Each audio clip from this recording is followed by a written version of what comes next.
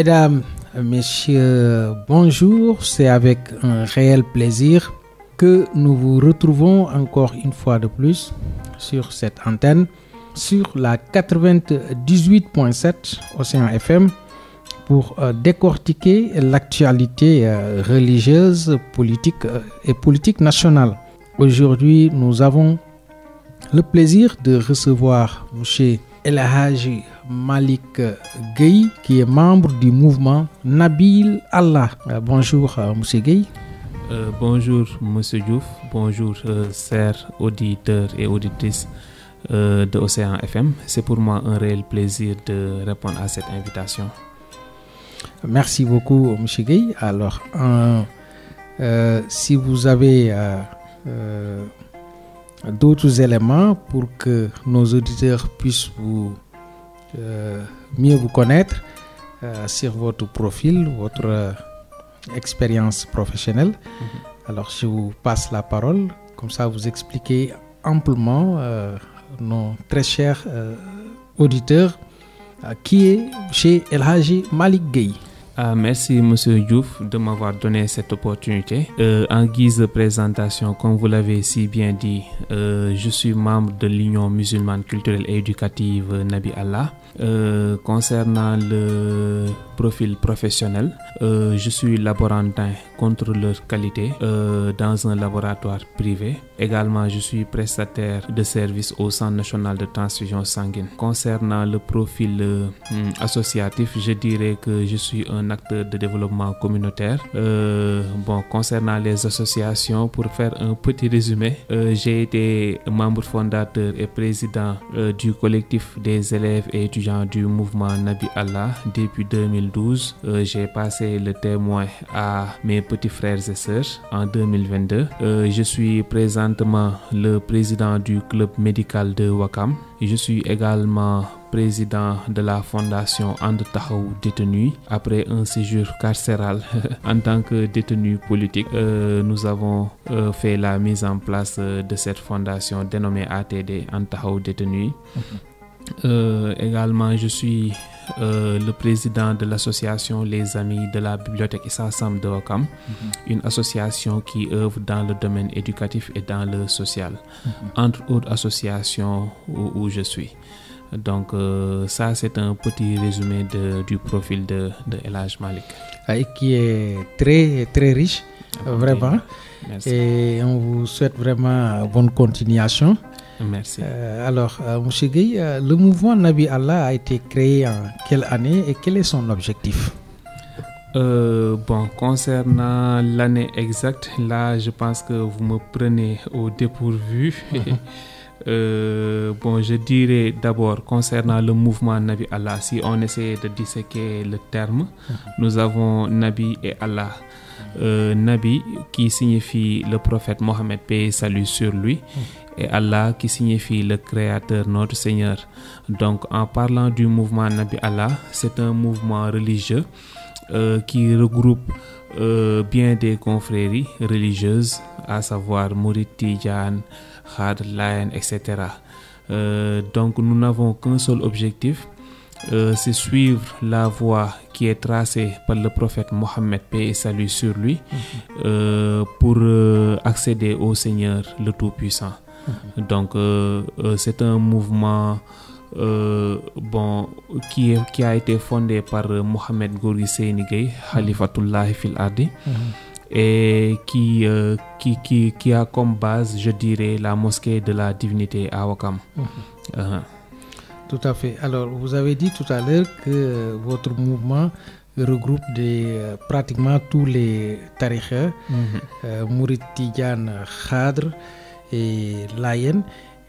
Comment vous êtes parvenu à créer cette entité avec pratiquement, bien que l'islam est au centre, mais avec des philosophies un peu différentes. Alhamdulillah, ça, je peux dire que c'est répondre à un verset du Coran qui stipule Wahtasimu bihablillahi jami'an wala tafarraqu. Voilà, tafarraqu, tout à fait. Donc, quand le Seigneur Allah subhanahu wa ta'ala nous ordonne de nous ancrer sur la corde d'Allah et de ne pas nous séparer. Donc, cette corde, c'est la religion. Donc, auprès du Seigneur le Tout-Puissant, nous avons la religion qui nous unit. Et puisque la religion elle est unique, donc c'est bien qu'on ait comme ligne directrice, qu'on ait comme point focal la religion. Raison pour laquelle dans le mouvement Nabi Allah, on ne se préoccupe pas de la confrérie religieuse d'autrui. Ensemble, on pratique les recommandations du Saint-Coran et la voie tracée par le prophète Mohammed, paix et salut sur lui. Donc, vous, par votre mouvement, vous symbolisez les principes de l'islam. Exactement, l'union en quelque sorte. D'accord. Alors, vous avez parlé tout à l'heure du khalife Mohamed Séni, communément appelé Sangbi. Alors, qui est-il, ses origines et son parcours? Vous pouvez nous faire un petit résumé sur ça? Oui, alhamdulillah, Mohamed Sini Khalifatullah fil Ardi est le saint homme qui a fait la mise en place de l'Union musulmane culturelle et éducative Nabi Allah. Donc, concernant sa biographie, il est né le 19 juillet 1926 à Dakar, à Ouakam. Ok. Voilà. Donc Mohamed Sini dans le milieu lébou. Dans le milieu lébou, exactement. Donc il a fait son enfance à Ouakam et ses proches ont eu à attester qu'il était un homme bien rangé. Personne ne peut faire une confidence ou bien ne peut attester une chose négative concernant le parcours de Mohamed Sini Khalifatullah fil Ardi. Donc il a eu à faire ses études, il a eu à décrocher ses diplômes et à exercer en tant que comptable. Par la suite, il a eu la recommandation ou bien même l'ordre divin d'arrêter toute activité professionnelle et s'adonner à adorer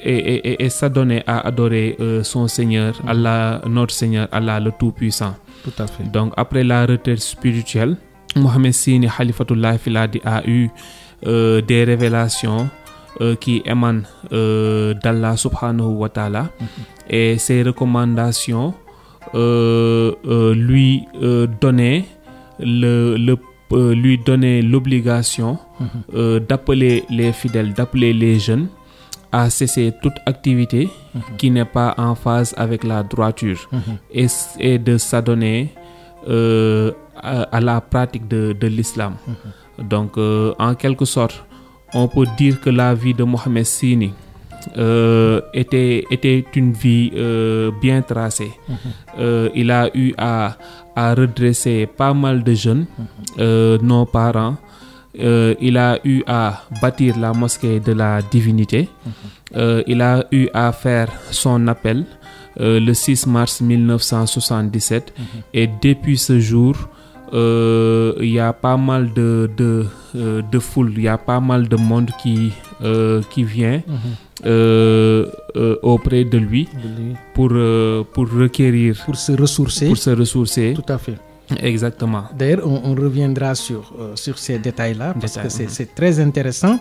Alors, vous avez parlé un peu de son enfance. Alors, dès son enfance, il commençait déjà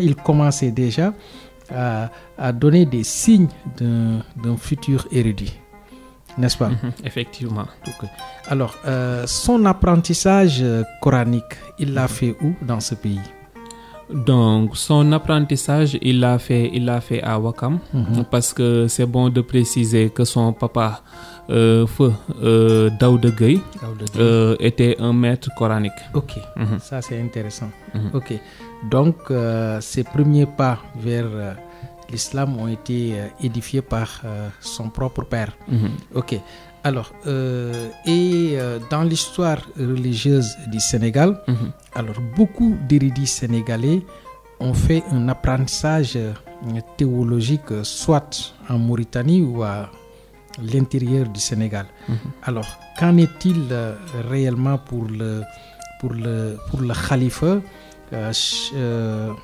Cheikh Seyni Mohamed Seyni Gueye, si vous voulez? Bon, tout date des révélations qu'il a reçues du Seigneur. Sangabi a tout noté. Et on peut dire que les premières révélations remontent en 1961 à Touba, la ville sainte, où après un séjour en Casamance, il a été engagé en tant que chef chantier de la construction de la mosquée de Touba. Ouais. Donc en passant également par la période de retraite spirituelle qui a duré 14 ans, c'est-à-dire de 1963 à 1977. Également les dizaines d'appels que Mohamed Seyni a lancés depuis l'appel de 1977, c'est-à-dire les causeries religieuses, c'est-à-dire les discours de fin d'année qu'il a eu à faire devant l'assistance composée de jeunes, de femmes, d'hommes. D'accord. Alors, il était un architecte ou bien un entrepreneur? Parce que vous m'avez dit tout à l'heure que alors, il fit partie des premiers qui étaient choisis pour la construction de la grande mosquée de Touba. Exactement. Vu son profil professionnel, il était un chef comptable. Il était le comptable payeur qui a eu à superviser la grande mosquée, la construction de la grande mosquée de Touba. Voilà. Alors ça, c'est intéressant, c'est un signe alors qui promet. Alors, l'origine de la mosquée divine et surtout son emplacement sur la plage mythique de Ouakam, il faut nous en parler plus largement. Oui, tout le monde sait qu'à chaque guide, Allah lui donne une place bénie pour qu'il puisse se recueillir en toute ferveur. Celle de Mohamed Seyni, c'est la mosquée de la divinité. Une mosquée qu'il a eu à concrétiser après un rêve que Mohamed Seyni a eu dans la nuit du jeudi 28 au vendredi 29 juin 1973. Mohamed Seyni vit la maquette d'une mosquée planer dans le ciel. Et une voix l'ordonna de suivre sa descente. Il courut tout au long du village de Ouakam. Arrivé à la place à la plage de Ouakam, au niveau de la baie de Ouakam, la mosquée se posa et il eut également à scruter la porte de la mosquée où il était mentionné en lettres d'or Allahu Akbar. Allah est grand. Donc il eut la recommandation de construire cette mosquée 19 ans après.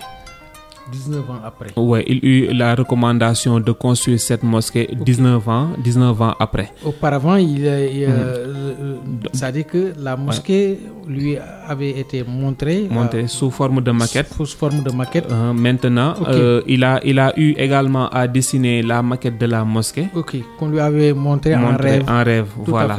Maintenant, il eut la recommandation de débuter la construction qu'il fit le 20 mai 1992. Et il disait de son vivant ou après avoir vécu qu'on construise cette mosquée parce que c'est une recommandation divine. Est-ce que les gens y croyaient à ça au début? Parce que dans l'histoire religieuse du Sénégal, ou même de manière générale, depuis l'avènement de l'islam, surtout avec le prophète, ces genres de missions rencontrent des problèmes tout au début de la révélation divine avec les proches parents ou même au sein de la communauté. Est-ce que le califat a rencontré ces genres de remise en question dès le départ de cette mission divine? Oui, effectivement, la plupart des gens douter de ça, parce que même il y avait des gens qui quand ils passaient là-bas, ils disaient mais waouh, qu'est-ce qui devait être construit là.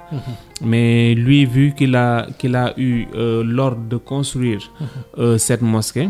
Et surtout l'emplacement. C'est un emplacement qui a été bien choisi. Je dirais même c'est un choix divin. Et que personne d'ailleurs n'y pensait qu'un jour les gens, on peut construire une mosquée là-bas. Oui. Effectivement. Et une telle mosquée. Une telle mosquée. Tout à fait. Et on a eu à nous raconter qu'il était prévu même de faire des hôtels là-bas. Bon. Tout à fait. Ouais, des hôtels, mais quand nous avons la recommandation du Seigneur, on ne peut qu'exécuter.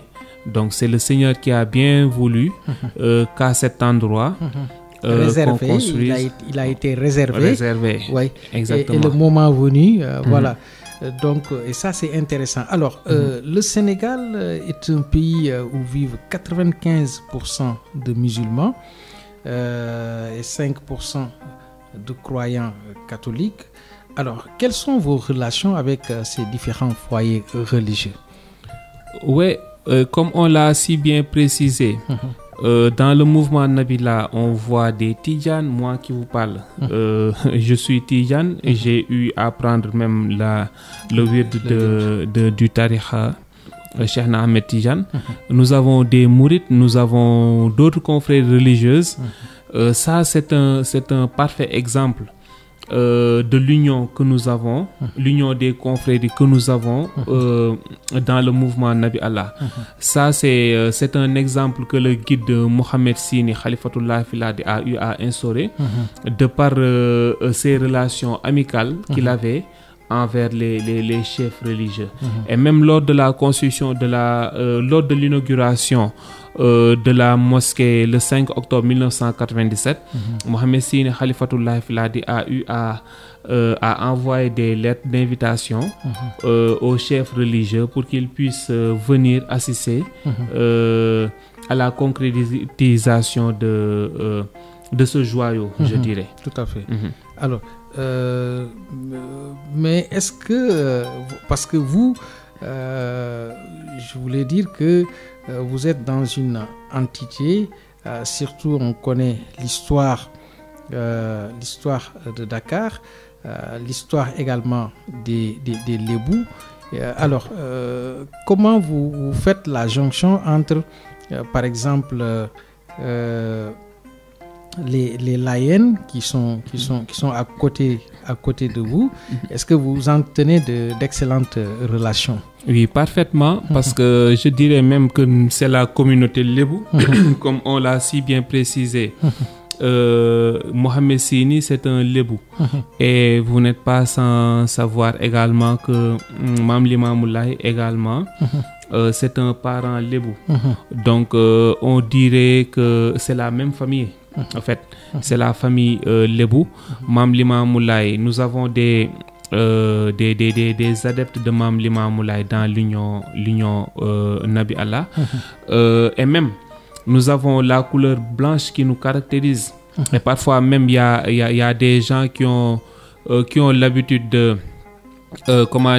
nous comparer au mouvement Layène. C'est bien également de préciser que la mosquée Layène est au niveau de Cambérène, et également il y a au niveau des Almadies une place de recueillement appelée Khuntouma.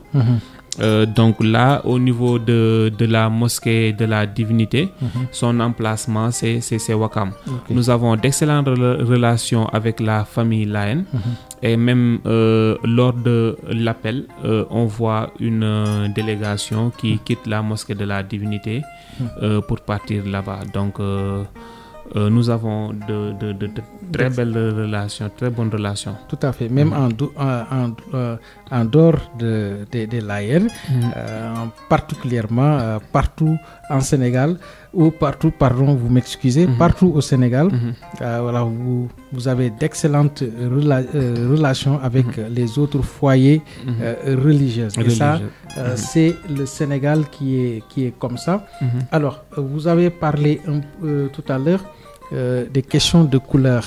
Alors, moi, quand j'ai été là-bas, j'ai constaté que la mosquée de la divinité a des couleurs particulières, des couleurs astrales, si je puisse m'exprimer ainsi. Peut-on avoir des explications claires sur le choix de ces couleurs-là? Bon, je dirais que ce choix est divin parce que nous avons le vert, le blanc et le rouge. Et le rouge, tout à fait. Donc, symbole de la foi, de la pureté. Voilà. Donc, de la foi et de la pureté, je dirais islam, ihsan. Ouais, là, c'est symbole de la foi, de la pureté. Et de la puissance également. Ouais. Parce que le rouge, voilà, symbolise la puissance, ouais. Tout à fait. Tout à fait. Bon, parce que c'est le symbole, comme vous l'avez si bien dit, de l'islam, de l'iman et de l'ihsan. Et de l'ihsan. Voilà. Okay, d'accord. Alors, l'emplacement, il n'y a pas seulement la plage, la mer, mais également il y a les montagnes. Ça symbolise quoi ces montagnes-là? Bon, surtout. Bon, ça vraiment. Parce que l'emplacement, moi, m'a beaucoup impressionné, parce que quand j'étais là-bas la semaine passée, alors j'ai bien observé, j'ai bien circulé. Alors, mais c'est pas un emplacement du hasard en dehors de la plage. Pratiquement les gens voient que la plage, mais moi je regardais les montagnes parce que alors ceux qui ont eu à aller à la Mecque, alors en général vous voyez ces genres de montagnes, de grottes là, et également qui vous avez l'air d'être à la Mecque présentement. Bon, ça atteste également le lieu miraculeux, je dirais. Allah a bien voulu que ça soit dans cet emplacement-là, parce que c'est un lieu de recueillement. Et quand on parle de recueillement, on aimerait avoir une zone bien isolée. Tout à fait. Et beaucoup de pèlerins également ont eu à faire ce témoignage, disant que ce lieu leur rappelle la Mecque. Tout à fait. Ouais, et comme on dit, Lubok Niro. Donc ça c'est un choix divin. Le lieu n'est pas fortuit. Tout à fait. Alhamdulillah. Bon, moi je n'ai jamais été à la Mecque, mais alors nous avons étudié l'histoire de la Mecque, la géographie. Alors, mais ça nous donne les mêmes aspects. Très sérieusement. Alors, la première pierre de la mosquée de la divinité a été posée en quelle année, si vous vous rappelez? Ça a été posé le 20 mai 1992. Oui, le 20 mai 1992. Ok. Ça dit que bien avant que ça y, le calife avait déjà reçu la maquette, il avait déjà connu l'emplacement. Alors, on a attendu de 73, je pense, jusqu'à 92 pour poser la première pierre. Alors, donc, ça signifie quoi? C'était des démarches administratives ou pas? Qu'est-ce qu'il y avait? Parce que il a reçu la maquette de la mosquée de la divinité en rêve, mais il n'avait pas reçu l'ordre de commencer la construction. Okay. Donc il a été vraiment patient et il écoutait le Seigneur, Allah subhanahu wa ta'ala. Okay. Donc c'est par la suite qu'on lui a donné l'ordre de débuter la construction de la mosquée de la divinité. Okay. Tout est directive. Tout est directive, voilà. Mais une directive venant de l'au-delà. De l'au-delà. Tout à fait. Alors, quels sont les dignitaires lébous qui ont eu à participer à la pose de la première pierre? C'est intéressant également de savoir ça. Parce que vous êtes dans un milieu cosmopolite. Tout à fait. Oui. Bon, comme on l'a si bien précisé tout à l'heure, lors de la pose de la première pierre, il y avait des il y avait des dignitaires, il y avait les gens du village. Mohamed Sini a pris le soin de faire la pose de la première pierre. Mais sur ce que je connais personnellement, l'inauguration, il y avait beaucoup de dignitaires lors de l'inauguration. Mais concernant la pose de la première pierre, bon, ça personnellement j'ignore les personnes qui étaient présentes. Ok, d'accord. Alors, avant cette mission, le calife Mohamed Séni Gueye était dans quel tariqa? Parce qu'au Sénégal, il y a les tariqa Tidiane, Mouride, Khadr, Layen, etc. Concernant le wird, Mohamed Séni avait le wird de Cheikhna Ahmed Tidiane, il était Tidiane, et a précisé qu'il a reçu le wird lorsqu'il était dans le ventre de sa maman. Ça aussi c'est à préciser, parce que dans l'histoire nous avons eu à noter qu'il y avait un érudit qui était venu, qui avait vu la maman de Mohamed Séni, Khalifatullah Filadi, lui a dit qu'il avait reçu l'ordre de venir donner la salatul fatiha à l'enfant qui était dans son ventre. Dans son ventre, tout à fait. Du jamais vu, en fait. Ouais. C'est par la suite qu'il a eu à donner. Et même Mohamed Séni, quand même il voulait prendre le wird de Cheikhna Ahmed Tidiane, son papa lui disait donc on va faire le yesal, mais ça tu l'avais reçu. Tu l'avais déjà reçu. Voilà. Et lui, il en savait déjà quelque chose, ça c'est sûr. Exactement. Okay. Alors donc je rappelle à nos chers auditeurs que nous recevons sur cette émission, sur cette antenne, Monsieur El Malik Gueye, qui est un membre déterminant dans le mouvement Nabi Allah.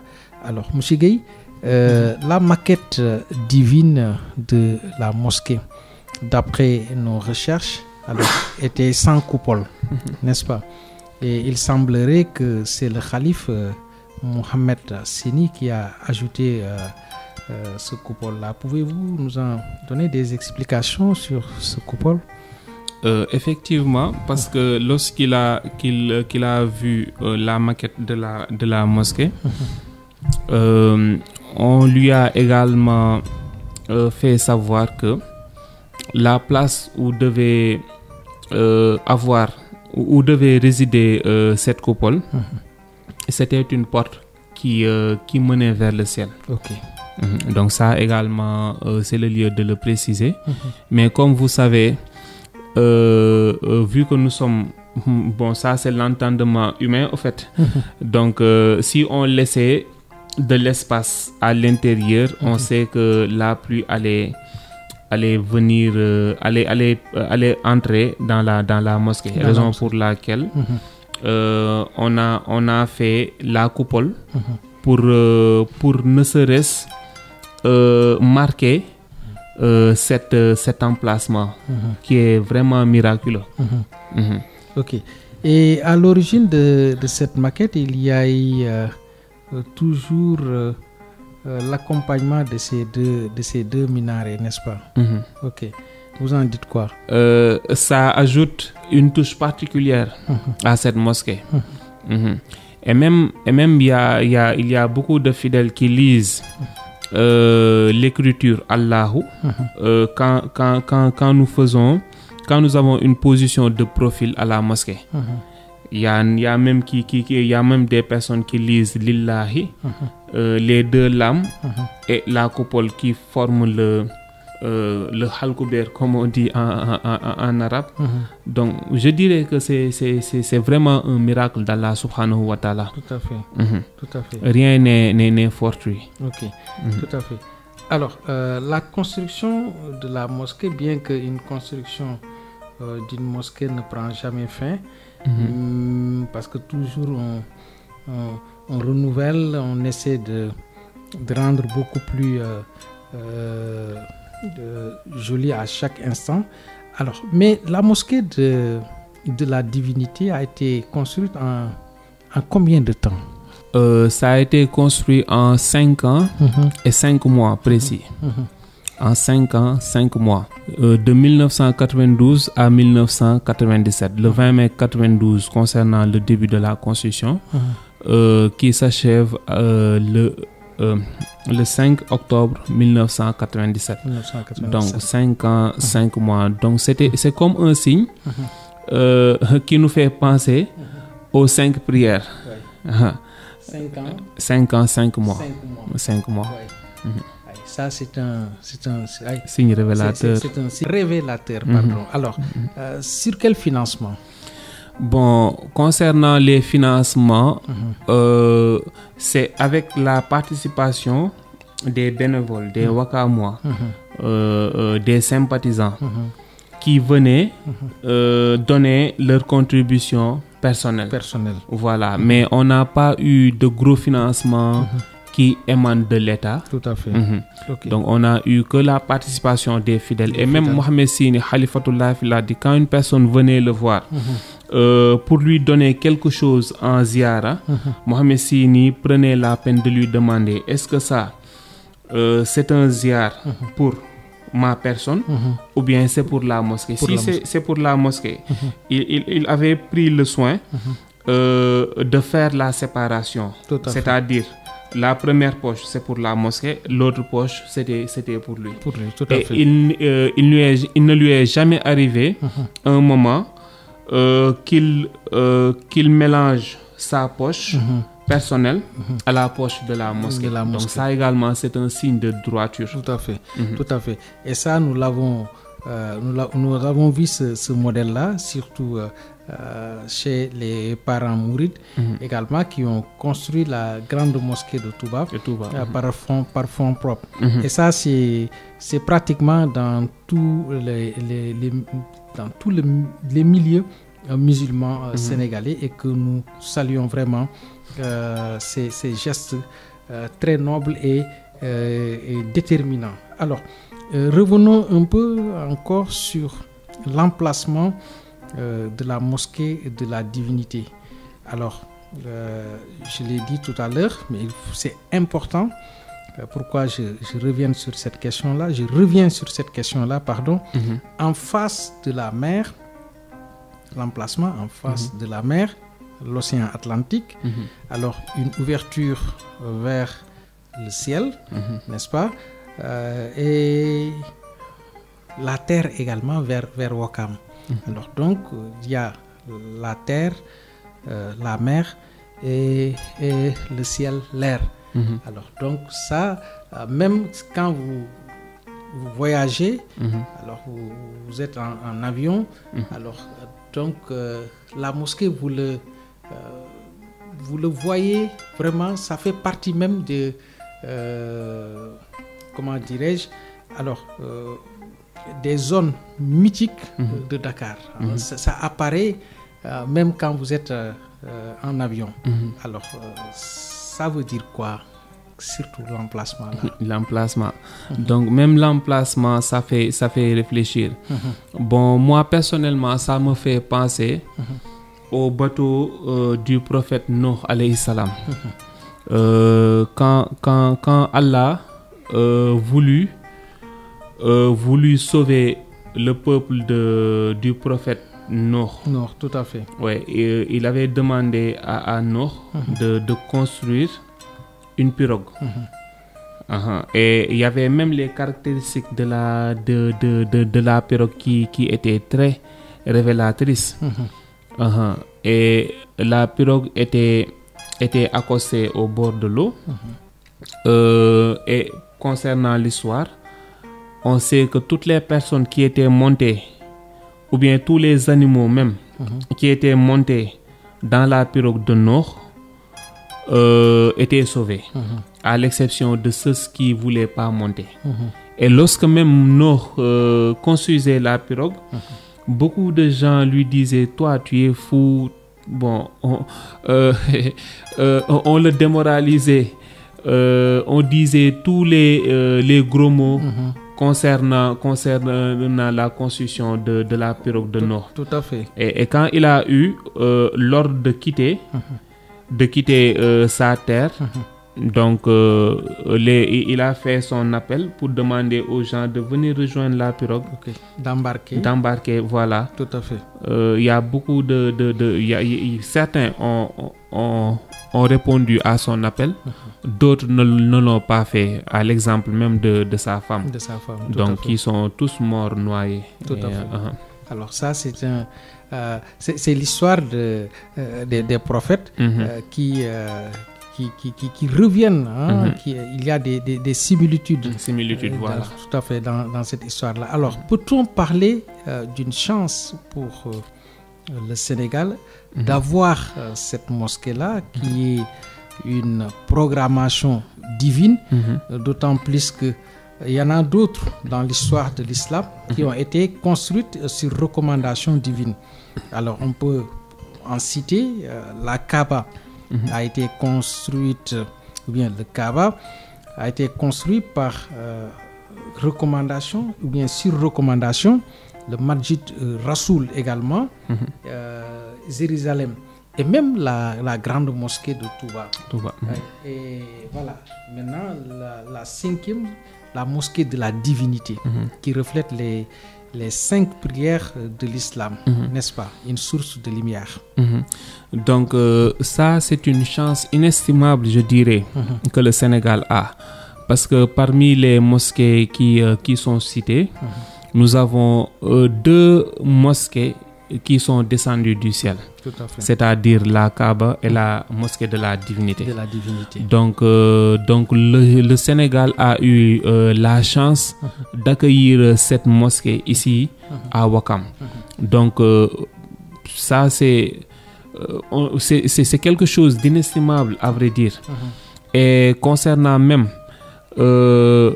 les habits blancs qu'on a l'habitude de porter les vendredis, ça également c'est une recommandation du Seigneur. Oui, parce que la couleur blanche, alors c'est une couleur de l'islam. De l'islam, voilà. De l'islam pur et la pur. Pureté, voilà.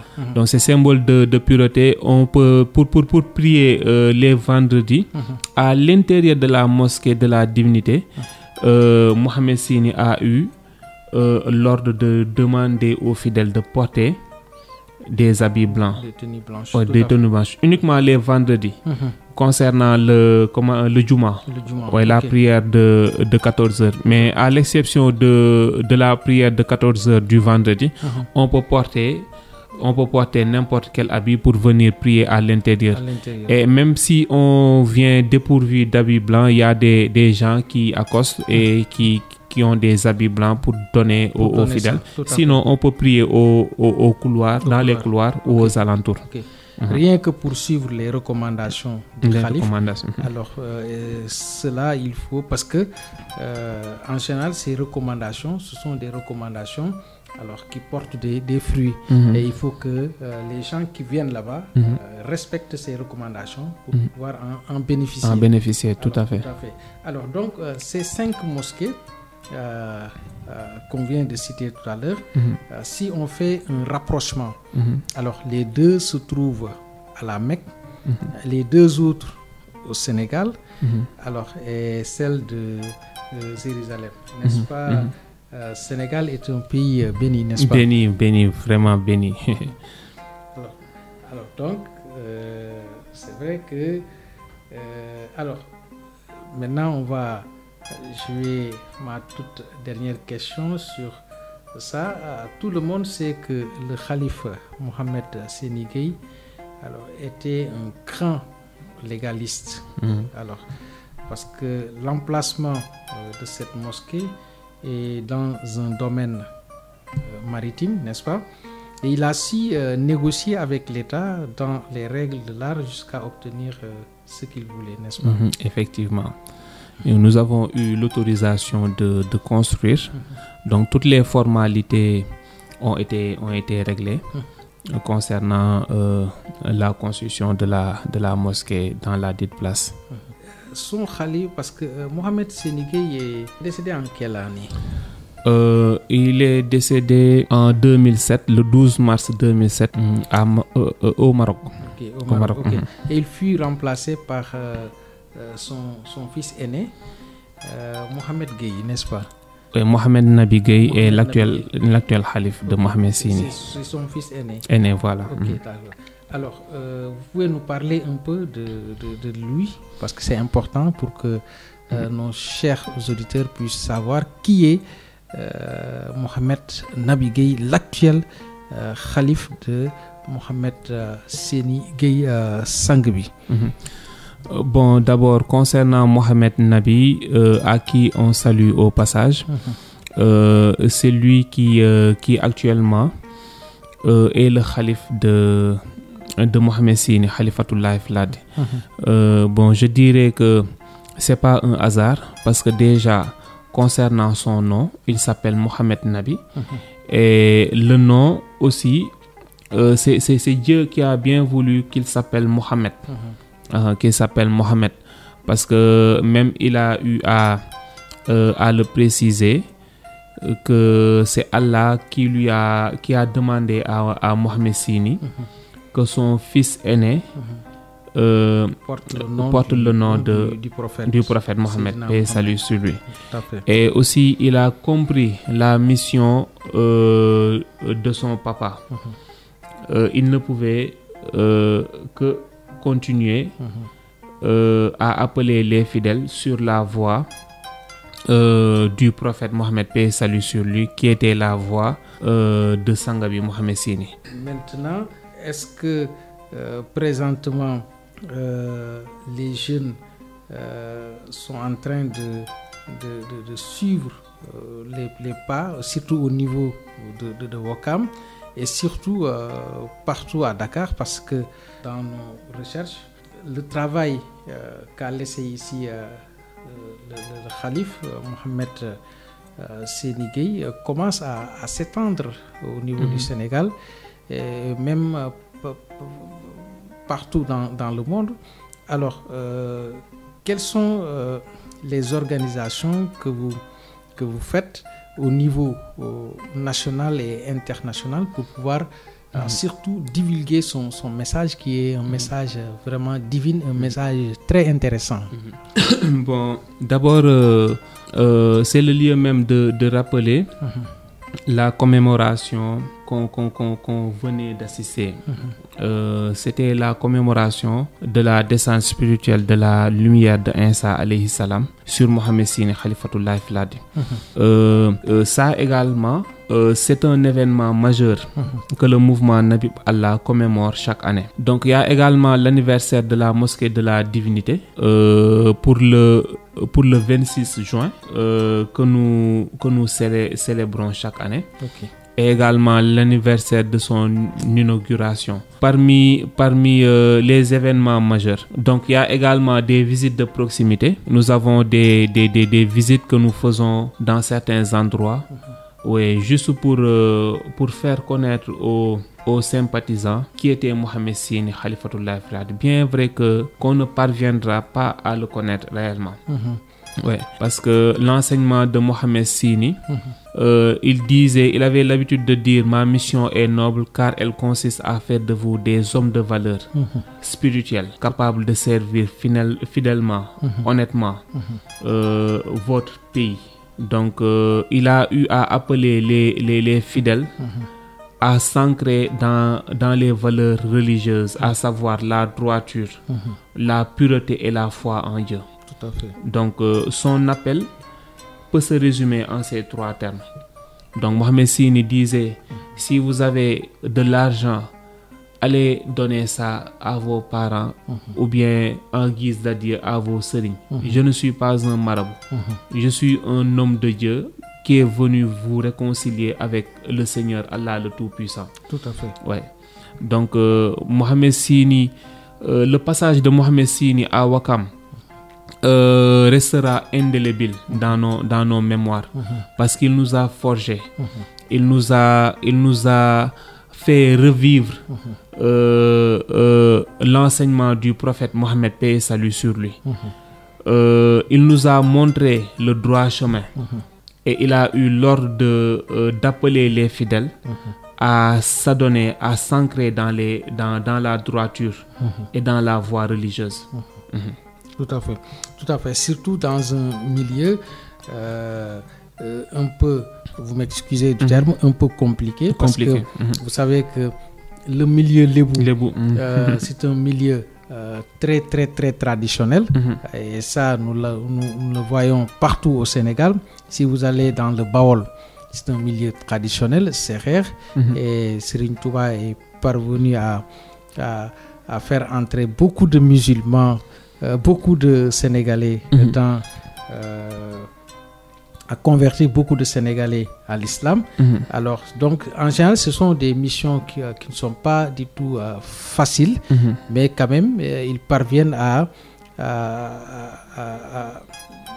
résoudre ce problème-là et vivre en solidarité, même en respectant également les coutumes. Ça, vous le constatez, n'est-ce pas, exactement, au niveau de Ouakam. De Ouakam, effectivement, parce que dans le milieu lébou, concernant même les jeunes, il y avait pas mal de jeunes qui s'adonnaient à la danse à l'européenne, c'est-à-dire les boîtes de nuit, etc. Tout à fait. Oui, mais on a eu même à nous raconter que lorsque Mohamed Sini fit son premier appel, beaucoup de personnes avaient laissé la fréquentation des boîtes de nuit. Ces boîtes de nuit là, tout à effectivement. Fait. Et puis surtout dans le milieu lébou, ou bien surtout cette zone là qui est un milieu vraiment très niché, parce que si on voit l'emplacement de Ouakam, alors tout le monde veut habiter à Ouakam, parce que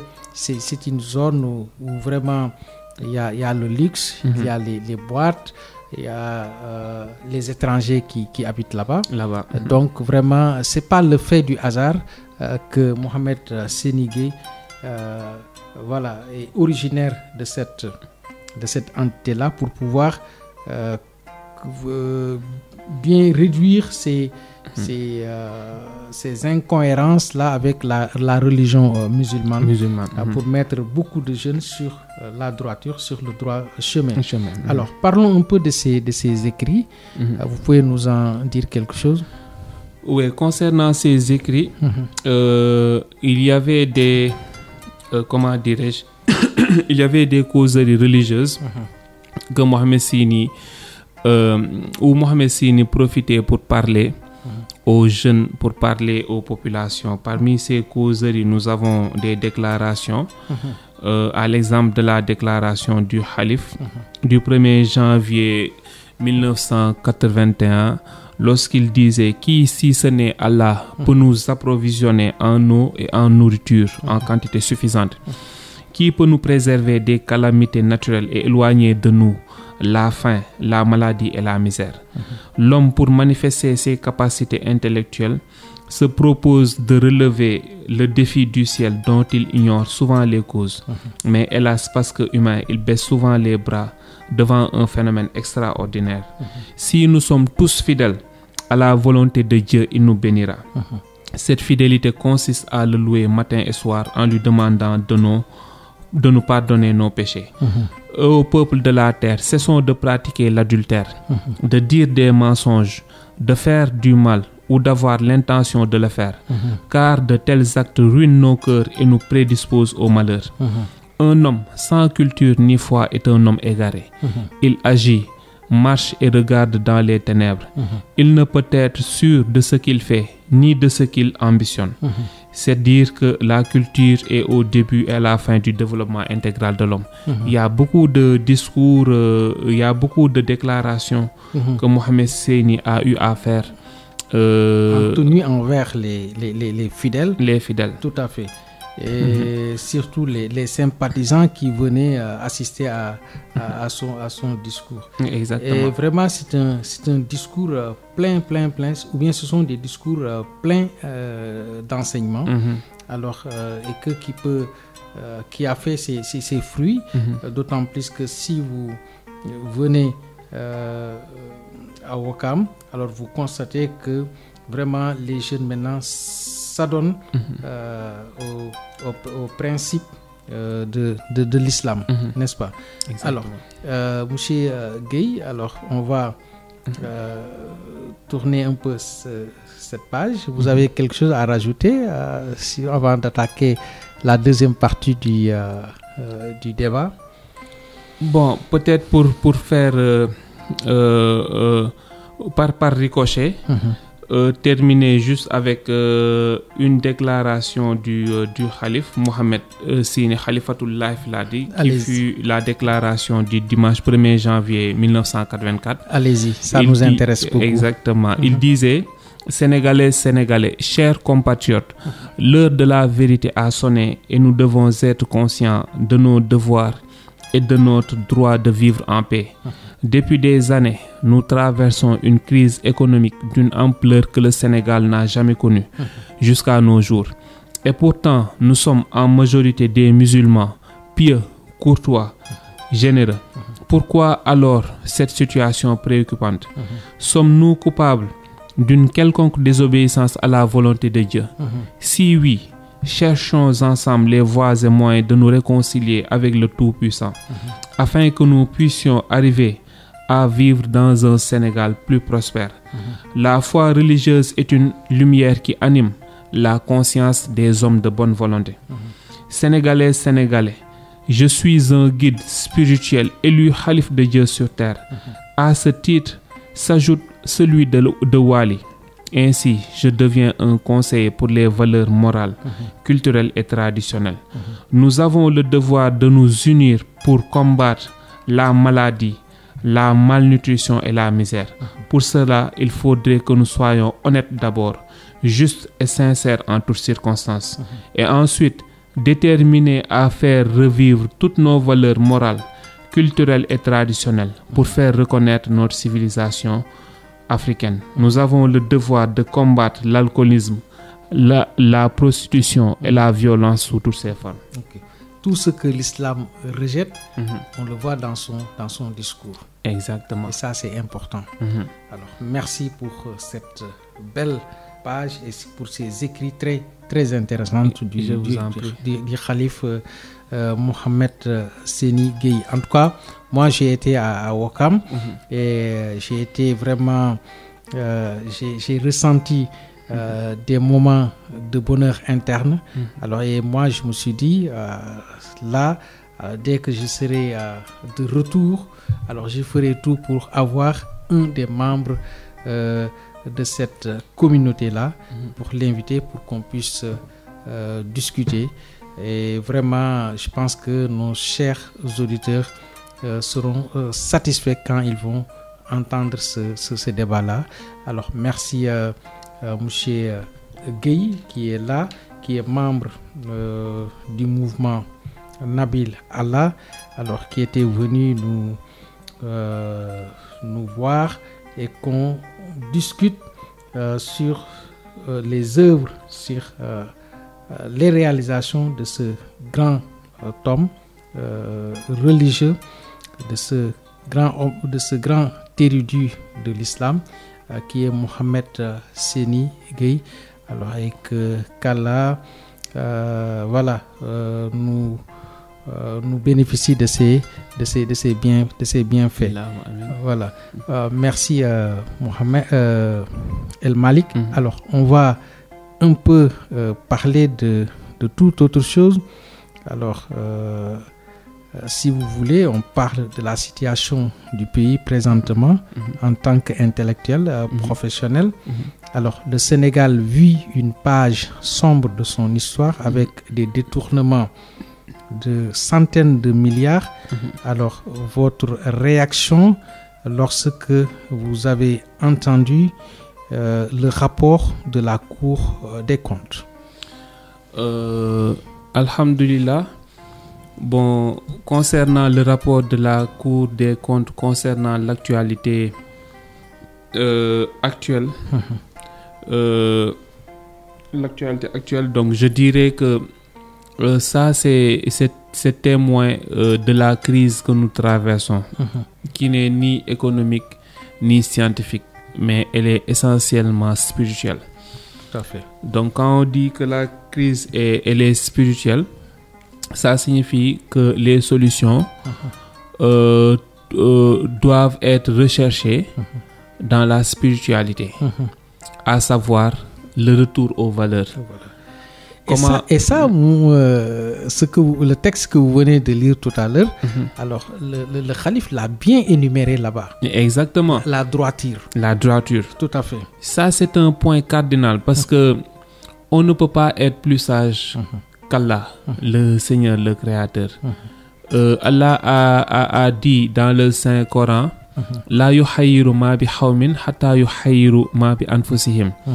Allah ne change jamais l'état d'un peuple tant que le peuple n'aura pas changé ce qui est en eux-mêmes. Donc si nous avons des dirigeants qui sont corrompus, si nous avons des voleurs, si nous avons une société où par exemple nous avons des malversations financières, où nous avons des gabégies, entre autres. Donc, comment on peut développer le Sénégal avec de telles pratiques? Ce qui l'illustre, nous avons le rapport de la Cour des comptes, nous avons également récemment le rapport de la CENTIF. De la CENTIF. Tout à fait. Exactement. Tous les corps de contrôle attestent que nous avons une malgouvernance. Donc, il y a également la FMI qui vient de confirmer également le gap financier. Tout à fait. Donc, avec ça, comment on peut espérer développer le Sénégal? Donc, il faudrait qu'on change de pratique. Et pour changer de pratique, il faudrait qu'on ait des dirigeants qui sont vraiment caractérisés par la droiture. Tout à fait. Des dirigeants qui aiment le pays. Et qui ne feront jamais des choses qui sont en déphasage avec les bonnes valeurs. Tout à fait. Surtout avec... nous sommes dans un pays sous-développé, où il y a beaucoup de priorités. Alors, la santé est là, les infrastructures, l'éducation, le transport, et surtout, voilà, la nourriture. Les gens ne mangent pas à leur faim.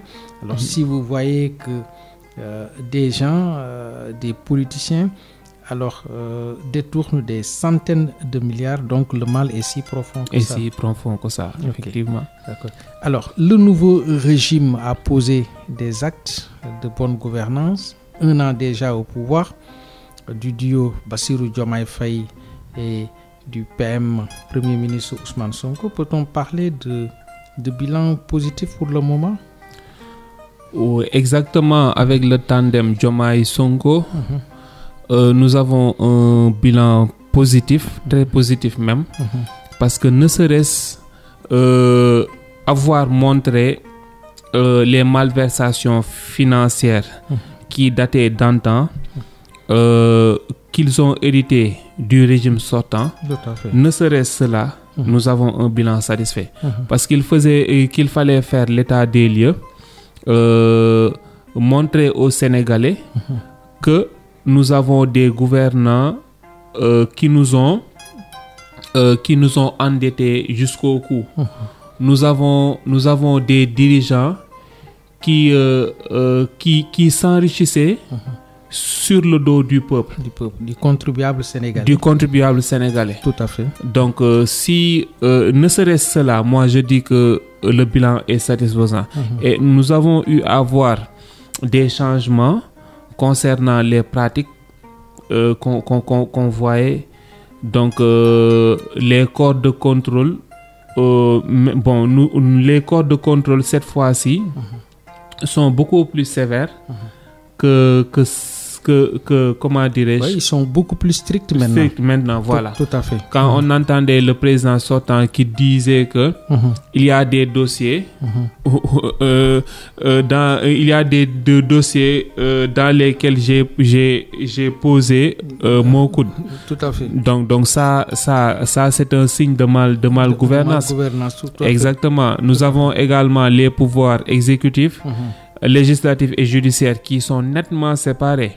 Maintenant, il ne faut pas prétendre être un ami du PM ou bien du président de la République. Ouais, pour avoir la grâce.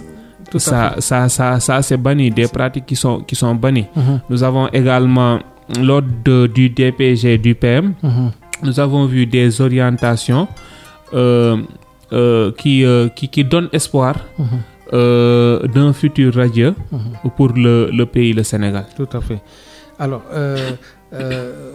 abordons le dernier point. Alors, pour développer ce Sénégal-là, selon vous, peut-on miser sur quel secteur? Quel avec UELS? Quel secteur? Bon, concernant les secteurs, d'abord, il faudrait miser sur des hommes qui ont des valeurs. De bonne foi. Miser sur des personnes qui sont caractérisées par la droiture, tout d'abord. Ça, c'est indispensable. Tout à fait. Également. Donc, l'enseignement du Khalif revient. Du Khalif revient, exactement. Tout à fait. Parce qu'un homme qui n'a pas de valeur, donc cet homme-là ne peut pas développer le Sénégal. Tout à fait. Ensuite, avant de construire un pays, il faut construire les personnes qui doivent construire le pays. Tout à fait. Les valeurs reviennent. Une éducation de base. Éducation de base. Tout à fait. Une éducation de qualité.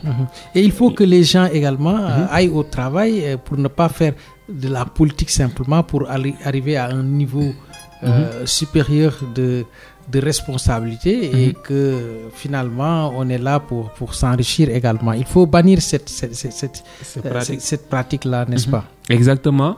Il faudrait qu'on ait le culte du travail bien fait. Bien fait. Être des patriotes. Faire de telle sorte que qu'on ait les valeurs de citoyenneté. Du don de soi pour la patrie. Donc ça, c'est des valeurs cardinales. Et également, nous avons un sol qui est fertile et un soleil qui est prometteur. Radieux. Tout à fait. Exactement. On ne peut pas se développer quand nous n'avons pas notre souveraineté alimentaire. Et nous avons de l'eau également. De l'eau en abondance. Toutes les potentialités sont là. Oui. Donc il faudrait juste montrer les canevas. Tout à fait. Faire de telle sorte que ce que nous mangeons, que nous le produisons d'abord. Tout à fait. Donc ça c'est indispensable. Également, il faudrait qu'on ait une bonne industrie.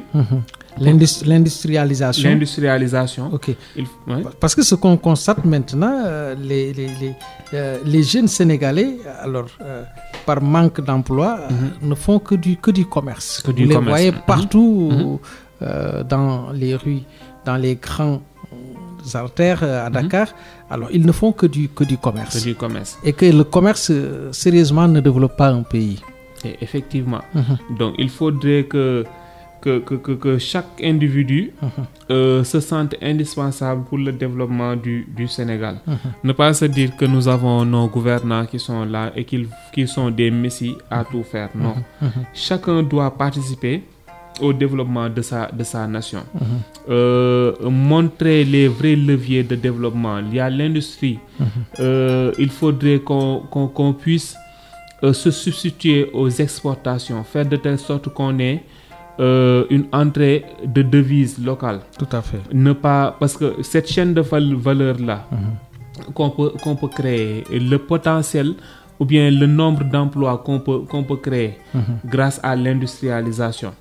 Nous avons les produits locaux qui sont là, qu'il faudrait valoriser. Tout à fait. Également, nous avons les ressources minières que nous avons. Tout à fait. Donc ces ressources minières, si ça tombait dans les mains de personnes qui n'ont pas la foi ou bien qui n'ont pas la droiture dans leurs actes, ça va pas nous servir. Heureusement que nous avons des dirigeants qui portent l'espoir de tout un peuple. On espère que les bénéfices qu'on va tirer de l'exploitation du pétrole, tout à fait, du gaz, etc. Tout à fait. Donc va servir aux populations. Tout à fait. Et nous attendons beaucoup de ce nouveau régime-là, parce que la jeunesse a l'espoir vraiment pour ce régime-là, et qu'il y a tout un peuple qui porte espoir, qui croit vraiment à ce nouveau régime-là, parce que s'ils sont là aujourd'hui, c'est parce que c'est la volonté de ces jeunes-là. Alors donc, nous attendons beaucoup d'eux. Ils n'ont pas droit à l'erreur. À l'erreur, surtout ça. Ils n'ont pas droit à l'erreur. Ok, voilà. Monsieur Gueye, on me signale que le temps est presque épuisé. Alors vraiment, c'était un plaisir. Vous avez votre dernier mot? Oui, juste vous remercier Monsieur Diouf et également saluer Monsieur Diop, Monsieur Abdoulaye Diop, qui est le directeur de la radio. Tout à fait. Donc c'est pour nous un immense plaisir. Les thèmes qui étaient développés, on espère que ce seront des thèmes qui seront qui seront utiles concernant les auditeurs, et savoir que bon, c'est juste El Malick qui est venu avec des idées. Il y a les gens qui nous écoutent, à qui on compte la sainteté de leur écoute, pour nous excuser des maladresses, si je peux m'exprimer en ces termes, et dire que ce sera toujours un immense plaisir de venir ici, de revenir et d'échanger avec vous sur des thèmes d'actualité, entre autres. Okay, merci vraiment, monsieur El Malick Gueye. Ici, merci. C'est votre maison. Alors, revenez quand vous voulez. Merci. Et on vous accueillera à bras ouverts. Voilà, merci. Et merci également à monsieur Bal Dia, qui m'a permis de vous avoir. Donc, merci également à toute la communauté de la grande mosquée de la divinité, et que moi vraiment j'ai été ébahi quand j'étais là-bas, et que je prie pour que tous les Sénégalais profitent de ces bienfaits-là, au moins d'aller là-bas et de s'enquérir. Je pense que ce sera une bonne chose pour tous ceux qui ont eu la chance d'y aller. Merci à nos chers auditeurs qui nous suivaient sur la 98.7. Merci également au technicien Ibrahim Diop qui a assuré la partie technique. Merci au directeur de la radio, M. Abdoulaye Diop. À la présentation, votre ami et frère Abdou Diouf. À dimanche prochain pour un autre invité. Merci, M. Gueye. Merci.